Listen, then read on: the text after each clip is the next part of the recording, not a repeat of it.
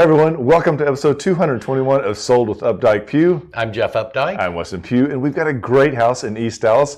It's 123 Classen Drive. It's an amazing area, and the house, you've got to see it. And in our second segment, we're going to talk about important home renovation tips. It is a 1-2, I think. You'll really enjoy this show. You'll have to bear with Jeff. He has just landed from Japan and might have just a tiny bit of jet lag, so we're going to keep things jumping through. You actually had some great photos. I mean, one of 10 million that you took while you're over there. And you brought a couple to show us. I did. There were we had such a great time. I went with Adrian and then a couple of our friends. This is at Norbuck Park in Osaka. These are wild deer that are trained, or not trained, but I guess trained that. I was talking way too long. So. You want to do it again? Yeah. Okay. Sorry. We can just start up the.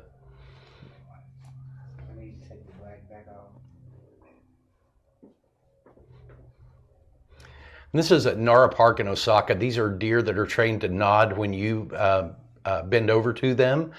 And it was so much fun. You get to feed them a little bit. There you can see how that happens. It was so cute. And then this was at a dinner we had at the Mandarin Oriental. These are liquid nitrogen frozen little things that when you put them in your mouth and chew them, you instantly get all of this smoke out of your nose. It was really funny. No trip to Japan is complete without going to karaoke. We got there about 11 o'clock, and I think most of us left about 3 a.m., although some people stayed until 5 a.m. Wow. We were singing downtown here in toward our friend Corey. This is our travel group. Scott Brill's right-hand side above Megan. Great travel guide. I'll have to tell you about that later. We had some really fantastic food. I had so much sushi, it was out of this world nuts. We did a lot of the temples and a lot of the shrines. This is one of the temples, and these are the gates as you go into the temple that are supposed to cleanse you. These are friends Megan and Kavita. Y'all know both of them. They've both been on the show before. Just really great travel buddies. This is one of the street restaurants that we ate at, and we waited an hour in line to eat at this restaurant, and it was a street restaurant. This is one of the first dinners we had where you went into the restaurant through this little bitty like hobbit door. And no trip to Japan is complete without visiting Godzilla. And so here he is coming over the wall. Adrian's scared to death about it. Tokyo, small city, only 37 million people compared to DFW that's got about 10 million. This was one of the nights that we were hanging out in the street. I'm sure we had a glass or two of sake and just being crazy. Cherry blossoms were spectacular. We got so lucky with the timing of it. They were just all throughout the country, just absolutely beautiful. And it was just a trip of a lifetime. We went there were a lot of celebration, a lot of reasons to celebrate this time, but it was so much fun. You've talked so much and so highly about the trip that I think that this is on my 2025 bucket list for that year, because I think Thailand is next year. So this is definitely going to be on one of the things. I will tell you, one of the things that most surprised me is that I thought cherry blossoms were pink, and in that picture they looked white. They are light pink. Are light pink. That picture probably threw them off a bit, but they really are.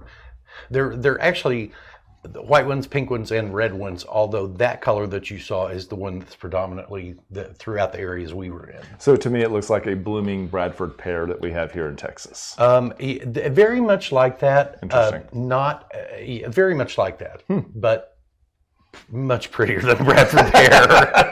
That's awesome. That's awesome. Well, this week, I actually have been playing in a pickleball league, and here are the guys that are on the team. That actual team name was Pickle and Waffle. I don't know how we got that. Super original. We played in a league that met every Thursday night, and we ended up second place to the team that won. It was a really good year. I think that they've said that there's another place that we're going to start playing on Tuesday nights. So that's really great. Now I just had to give a shout out because we had a really great night on Saturday night. Both these girls here had their 50th birthday party, and they did it 80s. And they went for it. So it's a really great evening. It was really hysterical. They did a lot of karaoke, not seated. They all stood up. Mm-hmm. It was really funny because one of the girls came as Slash, and she was actually one of the birthday girl's sister. Her sister could not recognize her because it was that good. How it was funny. really funny. So anyway, just like to share with y'all just a little bit about what we do when we're not selling real estate, which is predominantly most of the time.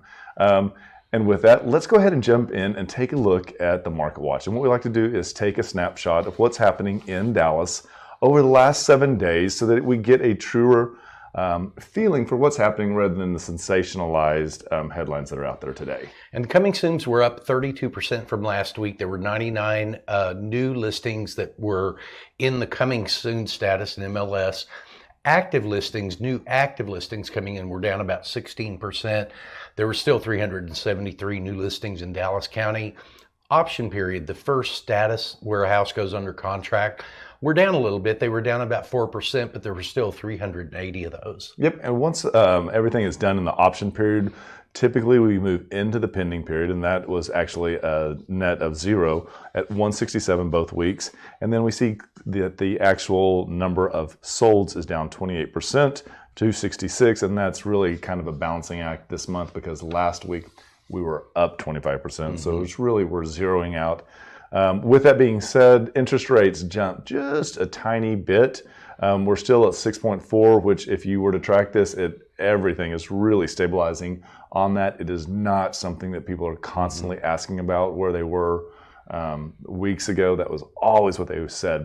The information that we get about the marketing rates is actually from Optimal Blue. If you'd like to get that information, we'll put the link in the comments below. Click on that. You can see what's actually happening in 30-year fixed. You can do FHA, and it really kind of helps you. I was tinkering with this website the other day, and I really like the fact that they actually have a tracking map that actually shows you where rates have been, so you can kind of get a feel for how things are looking. So great information if you're looking to buy or sell a home. And it's never a bad time to buy a home. It isn't. Golly. Yes, so that's a whole nother subject. So without further ado, let's jump into 123 Classen Drive. And this is a really great area in Dallas. When I first became familiar with this house, this neighborhood, I instantly fell in love with it. It was when I first moved to Dallas, and this neighborhood it's like your first beer, your first love. This neighborhood is one of the first of Dallas that I became really entrenched in, and think it has such a really great location as well. It does, and it's right up just south of Northwest Highway, which it lets you go east or west. The drive over to Highway 75 to go north or south. South is only minutes away. You've got such accessibility to grocery stores, the lake, in outdoor type things. There are so many local parks right there in that neighborhood. It's really just a wonderful location in the city of Dallas. And the other thing too is like Buckner has become such a large highway that goes through East Dallas, and that you also have 635, which is just a hair to the east. Most of the time people think, well, if I'm going to head back to Dallas, I need to go more to the west. But really, jumping on 30 can really speed things up depending on where you're headed in this area. You're really not that far away from Love Field. If you're not from Dallas, Love Field is one of our local airports. And if you're headed internationally, DFW or also non-international, probably 30, 35 minutes, just depending on what time you leave from here. One of the things that we really like in this area of town is going to be the Sunday Thai market. Have you ever done this? No, I haven't. So this is really interesting. So this is back off of Royal on the east side of 75. And this is their Buddhist temple. And I believe it's every other Sunday, cash only, from I believe like 10 until 2 in the afternoon. You can go there and they have all the original Thai food that you'd love to eat. It is really amazing. Kyle, one of our assistants, went there and said it was probably the best Thai food he had had. What we did here is we're going to show you the actual Facebook page. Click on that. You'll get updates of when this is happening, but it's definitely something you definitely want to go check out.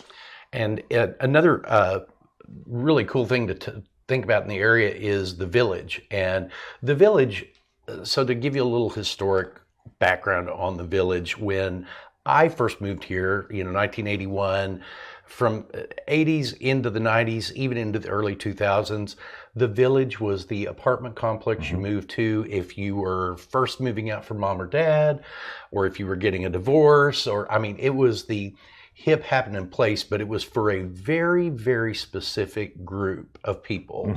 Now it is not. Now it is, I mean, they have renovated what used to be this huge soccer field, baseball field into a development. Basically, it is almost like a baby legacy here in the lower part of Dallas. And it has multiple dining areas, as you can see here. Some of them are really great. The other thing too is they are really thinking about like the lifestyle. So whether it's a beauty bar, whether it's a place for you to take your dog to have it washed or daycared, they have those. And they have a really cool little brew section. One of the also things that I thought was really interesting in the neighborhood, they're also putting together little meetup groups. And the one that I saw that was most recent was for new moms. And I thought that was really unique. And one of the other things that you may want to consider in East Dallas is the Espresso Martini Passport. Now, this is not in East Dallas, but it's where you can go buy a passport that gives you 13 espresso martinis at different places. Each ends up being $1.01 a piece. You order the passport and you take it to any of the all the places that are included in it. And the reason we're including this is many of them are in East Dallas. It's a really great, if you love a good espresso martini to start the night off with, not in the night, this is a really great. Again, that passport is $25, and I believe you have 6 months to use it, but that's 13. I guess basically if you order 2 martinis, you've paid for the thing, and on the third, you're in the good. So take a look at that. Let us know what your favorite restaurant or bar is that has the martini of your choice. So the property we're going to talk about today is 123 Classen Drive, and this is a 1950s construction, beautiful home near White Rock Lake, and 5-bedroom, 5 full bath, 2 half bath with a 2-car carport. The home itself is about 4,500 square feet, and it's priced at $1,099,000. It is an amazing house, and as you see, the double doors as you walk in, the left-hand side could be an office. They've set it up as a really interesting little wine bar. It is an amazing area.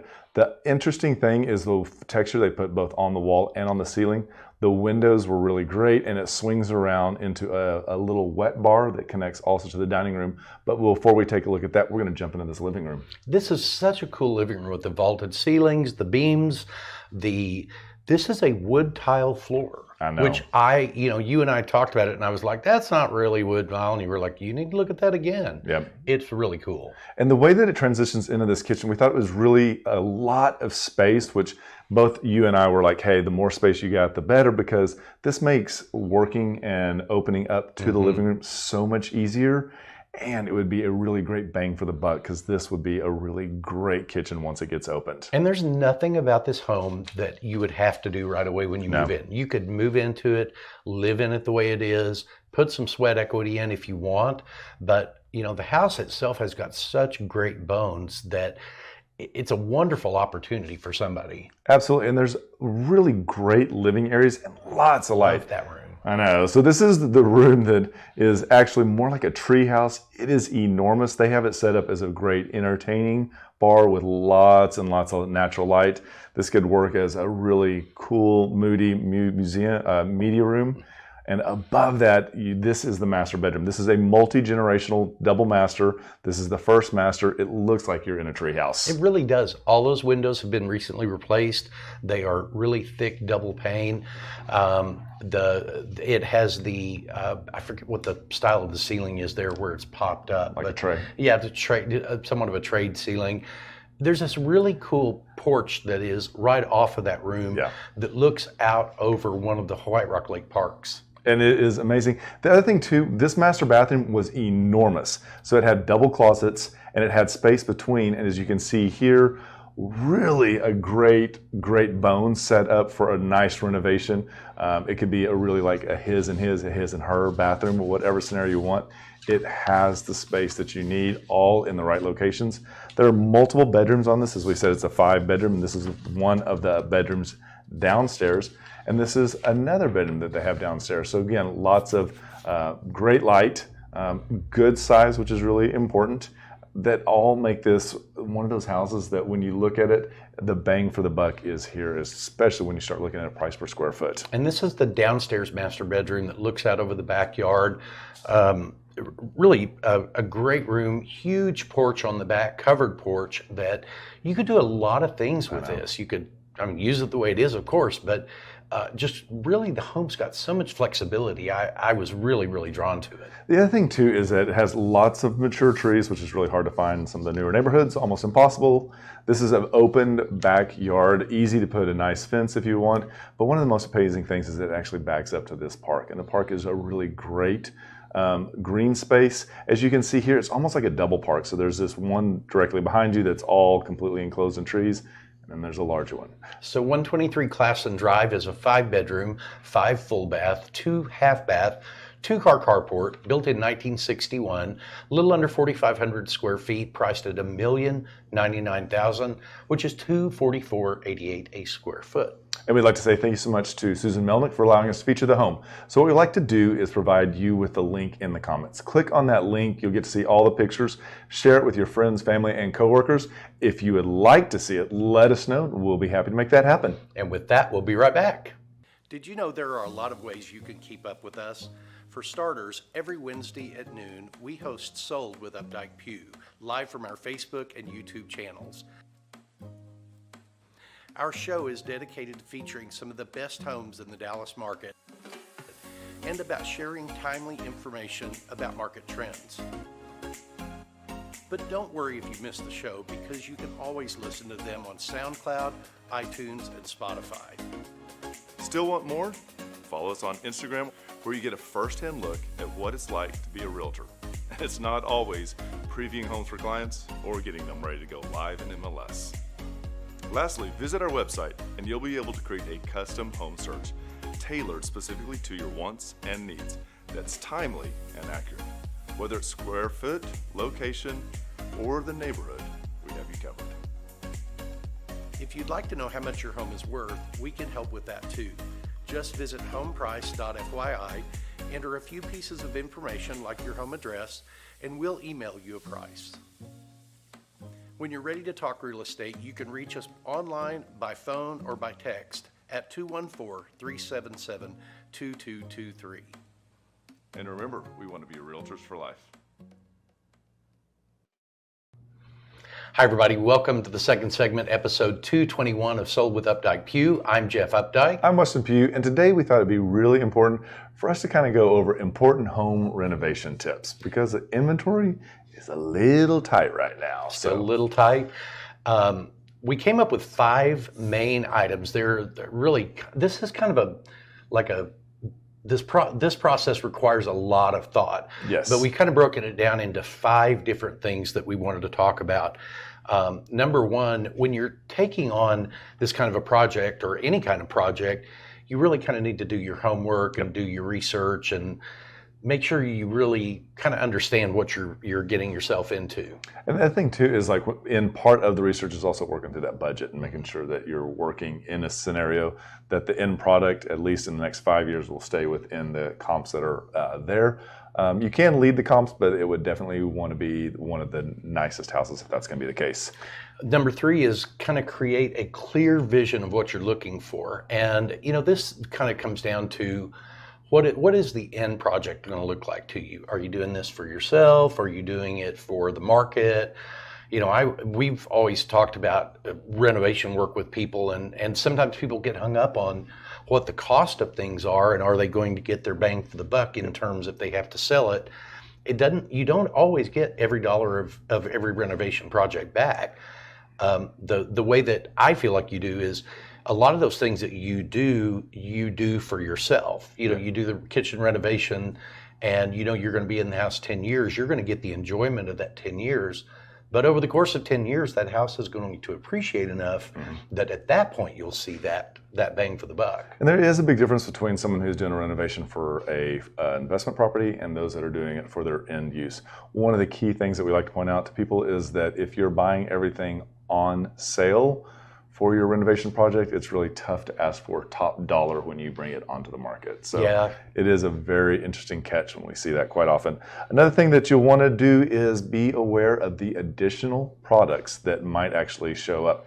And a lot of times this can be, when you're working through your budget, that 25 to 10% that you set aside, and this could be suddenly realize that the gas line is either not large enough or not reaching where it needs to be. Other items that this could be is if there's deterioration behind the walls that you are unaware of. And if you're adding additional space or you're adding additional electric demand, if you're looking at homes that were built in the 50s or 60s, you're probably only looking at a house that's got a 100 amp panel. And 100 amp electrical panel, it really is not enough for today's style of home. Yep. One of the interesting things that I just recently heard the other day, an architect talking about a renovation, were pop-ups and how important it is to have a structural engineer verify that the foundation that is currently there supporting a single story can actually withstand the weight load being pressed upon it if you go up, whether it's a half or a full second story. These are really important things to get down the road, because when you try to resell it, if there's issues, you're going to be declaring those. Yeah, and even if you, one of the common things that we see is when people will enclose some type of patio or something, many times patios are not the same foundation. They're not even connected to the foundation. They're basically a 4-inch slab of concrete out there, where when you have either a pier and beam foundation or a true slab foundation, you've got 12 to 24 inches of additional beam all the way around that property, and then you've still got additional beams down in the ground in the center. Yeah, and I would, something like that. I mean, this could go down a whole nother way, but something that when you're enclosing like that, unless it's done to perfection and almost seamlessly, where you cannot denote that the difference in the change. Yeah, it's not the dollar that you get on the main body of the house is not going to be the same dollar that you get on that renovation or that small enclosure. So be mindful of that if you're really trying to do a big financial grab on this. The other thing too is prioritizing your structural elements of your home. And it was interesting because some of our clients have been really involved in this and have lots and lots of experience. And one of the most important things that one of them ever said to me was that continuous that floor throughout the entire house is really important, and it really makes a house feel well thought out of rather than hodgepodge together. Yeah. And so really putting budget on that up front and saying we are going to make the flooring the same throughout, I think speaks volumes and will really give you that sense of like complete renovation project. Yeah, it's.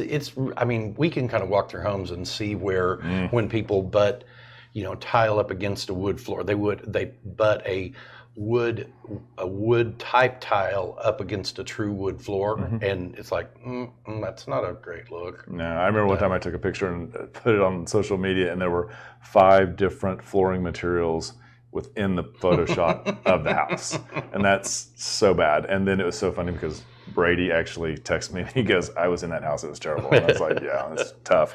So these are the things that you need to be conscientious of. I would not get caught up on trends. Classic is better, less is more. Brighter colors, say those for smaller rooms, powder baths, go wild all you want to. But when it comes to like the big expense items, like within the kitchen, the countertops can be a tricky, too white right now is out. Paint is great, but if you can budget for wood stained cabinets in the kitchen at least, that is definitely a bang for the buck. And again, one of the things too that I need to point out, and I think that we all should be mindful of, is that the way that we build homes here in Dallas could be quite different than the way you would build a house maybe in Salina or in DeSoto. So knowing what buyers and sellers want in those areas is key, because you and I have seen time and time again, someone comes in, buys a house, they're from Tempe, Arizona, and they think this is the way everybody wants to live in a house, and they can't figure out why no one wants to live in it. And it's because it's not the way we live in the houses. That is true. It doesn't appeal to the majority of the market. No. Here. And the funniest thing is Dallas is more concerned about happy hour than Home Depot. True. So you need to make it move in ready. And if you're, like you said, going to be in it for the long haul, then go the extra time and distance with it. When you helped me renovate my condo and I tried to skimp on something, you were like, no. And I was like, you're right. I'm going to live in this. This is a big deal. I should do this. So the last thing I'd like to point out is with this, depending upon the scope of the project, keep in mind, you may not want to live through it. I think I know in my experience, I have lived through one kitchen renovation in my home while it was going on, and I will never do that again. I think almost every professional in the business that is like a subcontractor, an architect, an interior designer is going to highly encourage you that is not going to be feasible. I will tell you this much, it will drive you crazy. If it's not the noise, if it's not the inconvenience, then it's the dust. All of these things. And then if you are a family of 5, or even if you're a family of 2 and one of them happens to be 4-legged, it's going to be a pain. And I would really recommend finding another way to live while that happens. So I hope you found this helpful. There's a much longer conversation we'd be happy to have with you about this if you'd like. If there's any other information you'd like on this subject, or if there's any other subjects that you would like for us to talk about, just let us know. We'll be happy to make that happen. And just remember, we want to be your realtors for life. When you're ready to talk real estate, you can reach us online, by phone, or by text at 214-377-2223.